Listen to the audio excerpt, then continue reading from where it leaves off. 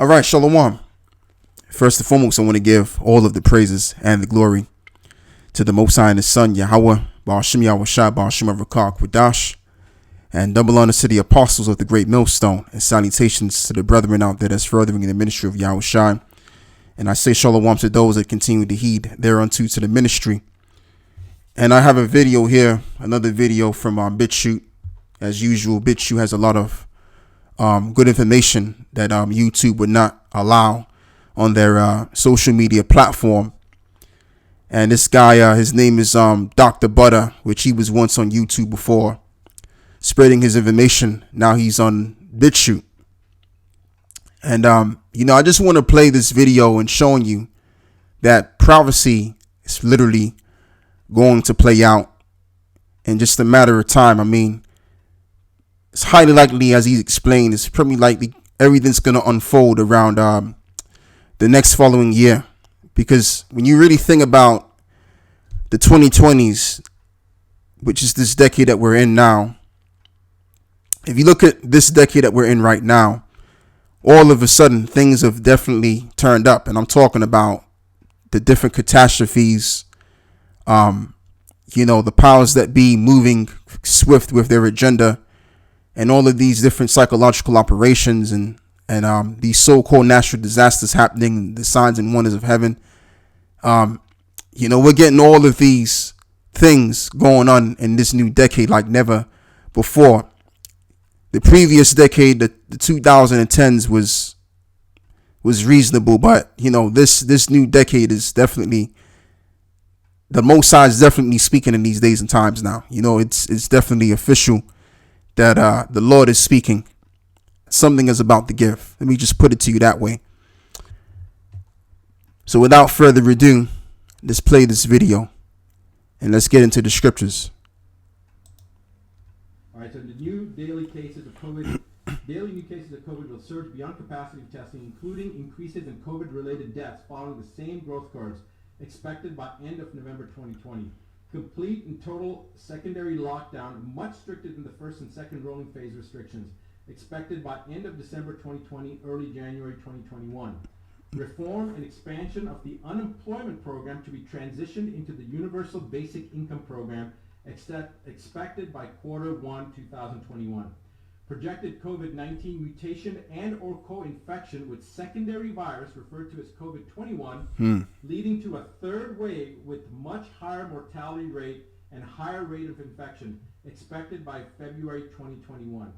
Daily new cases of COVID-21 hospitalizations and COVID-19 and COVID-21 related deaths will exceed medical facility capacities expected by by Q1, Q2 of 2021. Enhanced lockdown restrictions referred to as third lockdown will be implemented. Full travel restrictions will be imposed, including inter-province and inter-city, expected by Q2 2021. Understand that. That means that if you're in British Columbia, you can't go to Quebec. All right? This is what they're talking about. And if you're in one city and you try to go into another city in the same province, they're not going to allow you to do that. So there you go. That's prophecy. Let's read that. That's 2 Ezra 15, verse 17. A man shall desire to go into a city and shall not be able to. So as he just explained, there's a third lockdown coming this year. Now, even though he's been reading of what's expected in these older dates, but this is what they're going to do eventually. Probably sometime this year, and what they couldn't do this year, they're gonna definitely do it probably the year coming and the year after. Okay, so let's continue to play some more. This is in Canada. Of course, they're gonna try to roll this out, and I'll get to that point here. And this ain't just gonna happen in Canada. This is gonna happen worldwide. So I mean, what Canada's doing or whatever China's about to do, you better believe these other countries in the Western Hemisphere are going to take on board what these other countries are doing similarly. Because the test is going to come, whether we are down with this system or whether we're down for the up and coming system, which is the kingdom of the Most High, Yahweh Ba'ashim Yahweh Shai. And that time is definitely right around the corner and approaching. Let's play some more. All right. Transitioning of individuals into the Universal Basic Income Program, expected mid-quarter 2, 2021. Right. Projected supply chain breakdowns in inventory storage, large economic instability, all expected. That's what we're in right now.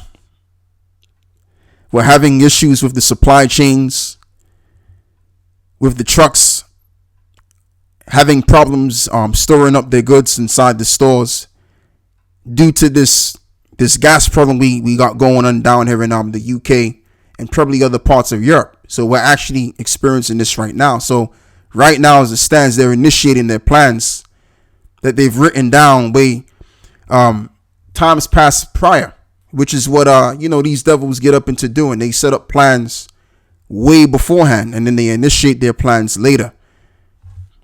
And that's what they're doing right now. Let's keep playing some more. Late second quarter 2021. Deployment of military personnel into major metropolitan areas as well as all major roadways to establish travel checkpoints. Restrict travel and movement, provide logistical support to the area, expected by third quarter 2021. That's what they're doing again with this gas situation right now. As I'm going to stop the video once again. They're stopping the mobility of all of these vehicles, and including obviously these trucks that's going to deliver your goods to the stores. They're going to have more of a problem because of this energy crisis that they're setting up. All right. So there you go. So let's continue to play some more. Along with that provided roadmap, the Strategic Planning Committee was asked to design an effective way of transitioning Canadians to meet an unprecedented economic endeavor, one that would change the face of Canada and forever alter the lives of Canadians. All right, guys, this is where it gets really disturbing, as if it's not already disturbing. What we are told was that in order to offset what was essentially an economic collapse on an international scale, that the federal government was going to offer Canadians a total debt relief. So people are getting excited about that. That sounds good. Wait. This is how it works. The federal government will offer to eliminate all personal debts, all mortgages, all loans, all credit cards, etc. With all funding, all funding will be provided to Canada by the IMF under what will become known as the World Debt Reset Program. In exchange for acceptance of this total debt forgiveness, the individual would forfeit ownership of any and all property and assets forever. They're looking to, as he just explained, release all of your debts, but in return, you got to give every single thing that you own back to the same people that's setting up this new world system, which is what Klaus Schwab said. I believe it came from him. He said, everybody's going to own nothing and be happy. So this is a system that they're setting up. So really what they and even if you, let's just say that you don't consent to their new world order agenda, they're going to cease and take your products and everything that you own anyway. So I just want to read Matthew 19, because eventually that time is going to come where our backs are going to be against the wall and we're going to have to make that decision in deciding to lose everything. All right. Because what Esau is saying is, look, if you consent to us, we'll withdraw your debts, but you got to give us everything that you own. In other words, you can't own anything. Don't do nothing, including. They don't even want you to work because they're going to allow those robots to work. So you're not going to have nothing. So you're just going to just be existing to just exist for the benefit of them. All right. But the point that I want to get back into originally is the fact that if you consent unto Esau, Esau's going to be able to take everything you got anyway, even though they're going to withdraw your debts because you did consent to them. And if you don't consent to them, they're going to withdraw all that you have anyway and put you in an isolation camp, as he's later going to explain. So, us brothers in the faith, we already know that the option to go with is the option of sacrificing everything that you have for the sake of Yahweh Bashem Yahushua, rather than sacrificing all that you have unto Esau. And then eventually, if you do that, it's not going to end well. So I'd rather lose everything, including my life, knowing that I'm going to get it all of everything that I lose, 100-fold, excuse me. So let's read this. This is Yahushua speaking to the disciples, right? It says, then said Yahushua unto his disciples, verily I say unto you, that a rich man shall hardly enter into the kingdom of heaven. And again, I say unto you, it is easier for a camel to go through the eyes of the needle than for a rich man to enter into the kingdom of the Most High. And that's why you don't want to be rich nowadays, man. Because if you're rich nowadays, you're going to be put in a very difficult situation to give up it all. Especially, let's just say you're a brother that's in the truth, and you got way more than even an average devil has financially, and you're living a better life than than the average cracker's living. It's going to be very difficult for you to give all of that up. Okay, so that's why it's a beautiful thing to have enough bread and give me enough which is sufficient for me, that I don't be impoverished to where I have to rob and steal, and that I'm rich that I forget you. I'm roughly paraphrasing that. We're not saturated with the things of the world. And being that that's the case, we can just, if we wanted to, we can feel comfortable in accepting the idea that we may have to lose everything one day for a better life. Losing this life for a way better life. So now, let's go all the way down and let's get to the point. Verse 27 is where I should have started anyway. So it says, as the headline goes, the disciples' reward. Then answered Peter and said unto him, behold, we have forsaken all and followed thee. What shall we have therefore? And Yahushua said unto them, verily I say unto you, that ye which have followed me in the regeneration, when the Son of Man shall sit in the throne of his glory, ye shall also sit upon 12 thrones, judging the tribes of Israel. Verse 29, and everyone that hath forsaken houses, or brethren, or sisters, or father, or mother, or wife, or children, or lands for my name's sake, shall receive 100-fold, and shall inherit everlasting life. So I want this. This is what I want. And in Yahushua's world, we're going to receive 100-fold of what we've given up in this life. So I'd rather take that option rather than going with the option what Esau's going to give us. I'd rather go with the option. It's better to just go with the option that Yahushua has for us rather than the option that Esau has for us. Because what Esau is saying is, look, if you consent, I will withdraw all of your debts, but yet and still, you will own nothing. We're going to cease all of your property. So basically, you'll just have nothing. You will own nothing. This is if you consent unto Esau. Okay? But the Lord is saying, look, if you forsake everything for me, right, then I shall give you 100-fold, or as it reads, shall receive 100-fold and shall inherit everlasting life. You see that? Verse 30, but many that are first shall be last, and the last shall be first. So we're going to be exalted. We're going to be the new aristocracy. The everlasting aristocracy. The house of David is going to be the new government, which is going to be controlling everything of this world. And these other nations are going to be slaves under as well. And that's going to happen forever and ever. And we're going to be a part of that world. And as well as we're going to be ruling in a clean world. Paradise we're going to be ruling in. We're not going to be ruling in a messed up world like the one that we're in right now, where the streets are a mess. The roads are decrepit.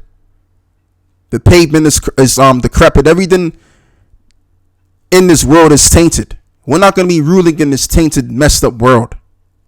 Whether it's messed up physically and spiritually, we're going to be ruling in the world, and the entire earth, by the way, is going to be beautiful.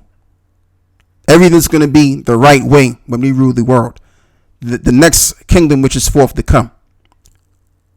So I'd rather take this option any day. All right. We have so much to gain and very little to lose. So there you go. That's all I want to say from there. And as well as I also want to read 2nd Ezra 16, but I just want to just bring this back as to what he was saying. Matter of fact, let's keep playing some more. In exchange for acceptance of this total debt forgiveness, the individual would forfeit ownership of any and all property and assets forever. Wow. The individual would also have to agree to partake in the COVID-19 and COVID-21 vaccination schedule, which will provide the individual with unrestricted travel and unrestricted living, right, even under a full lockdown. So if you agree, you can go do anything you're doing, yep, as long as you partake in the COVID-19 and COVID-21 vaccination schedule, regardless of the lockdown. Magically, you take this vaccine and boom, guess what?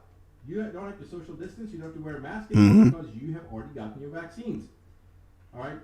So this is unrestricted living even under a full lockdown through the use of a photo identification referred to as Canada's Health Pass.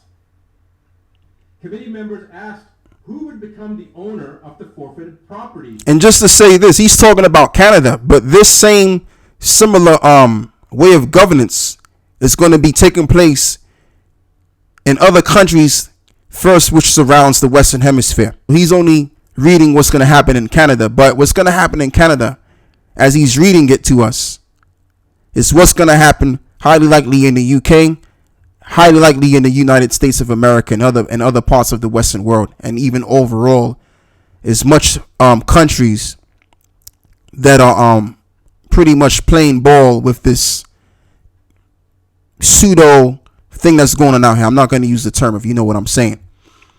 Anyway, so let's keep playing. And assets in that scenario, and what would happen to lenders or financial institutions?